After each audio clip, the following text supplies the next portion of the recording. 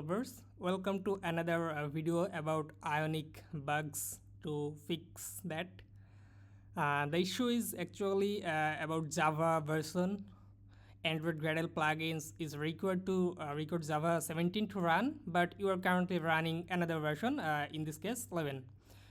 This project is required Java 17 version, but by default this project have another, and I can't find anywhere to configure by default and found out this solution. First of all, you have to go to project structure. It will be like this. Then go to edit and find out the required version. In my case, I have here 1.7 version, basically standard one, and then go to here and select the version, and you will get the JDK home path.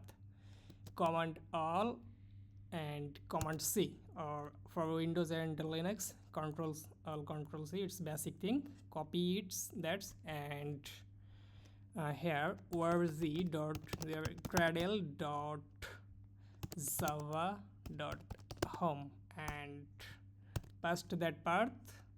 Now let's try to sudo Ionic Cordova build Android. Wait a bit.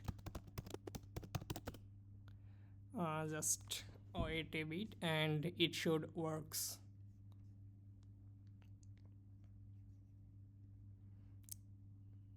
Yes, build successfully and it's done.